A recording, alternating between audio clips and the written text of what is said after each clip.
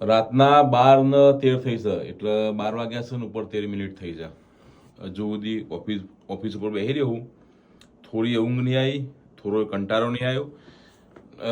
Colour નહીં કરતો, પણ હું તમને કહેવા માંગુ છું કે આપણે બધા લોકો જીવનમાં એવી ફરિયાદ કરીએ છીએ કે મારું તો નસીબ નહીં સારું, યા તો ભાઈ કોઈ પણ વ્યક્તિ પૈસાવાળો હોય કે સફળ થઈ ગયો તો આપણે કહીએ કે તો નસીબ સારું છે. પણ કોઈ પણ વ્યક્તિની આપણે લોકો મહેનત નહીં જોતા. આજકાલ આપણે બધા લોકો મોટાભાગે જોવા જઈએ ને તો કોઈને કહેવાય ને કે મને તો ફલાણું નરસ, મને તો ઢેકણું નરસ છે, મને તો કોઈને કોઈક કરી નાખ્યું છે, મારે તો કોઈક જોવરાવવું પડશે.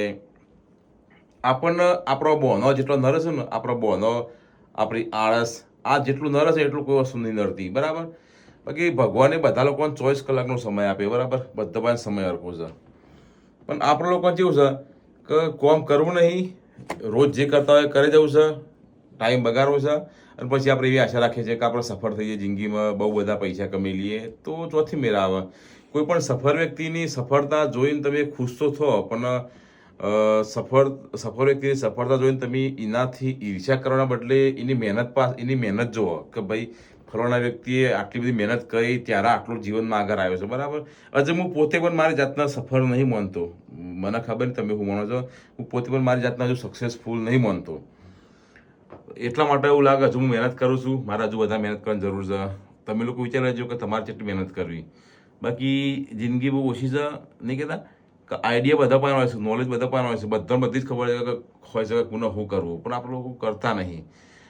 આપણે લોકો શું કરીએ કે જોણીએ છીએ તો આટલું બધું, પણ કરતા આટલું નહીં. બેટર એ છે કે ભલે આટલું જાણતા હોય પણ આટલું કરો અને પગલું ભરો. તમને જેવું આવડતું હોય, તમારે જેવો સમય હોય, તમારા પાસે જે વસ્તુ હોય તમે ચાલુ કરી દો. પછી બધું થાય ધીમે ધીમે. પણ પછી પરફેક્ટ સમયની વાટ જોઈ લઈએ કે હજુ મારા દારા હારા નહીં, કોઈ મુહૂર્ત જોવા રહીએ, હજુ મને આ નહીં આવતું, તે નહીં આવતું, એવું બધું વિચારવાનું. એકવાર હેડીએ કરવાનું, બધું જ થાય. ક્યાંક જવા માટે ક્યાંકથી નીકળવું પડે. કોઈ કરવું જ નહીં, બેહી રહ્યું છે, બોનો કાઢવો તો પછી તો ભગવાને આપણો ઉદ્ધાર ના કરીએ કે પછી ગમે એટલા ભૂવા બોલાવો, ગમે એટલી માતાની બાધાઓ રાખો, ગમે એટલા પગપાળા કરો, કશું ના થાય. મહેનત કરો, બધું જ થશે. મહેનત કરો તો ભગવાનને સપોર્ટ કરશે, માતાજીએ સપોર્ટ કરશે. લોટરીની ટિકિટ લીધા વગર લોટરીની આશા રાખો છો મેર પર.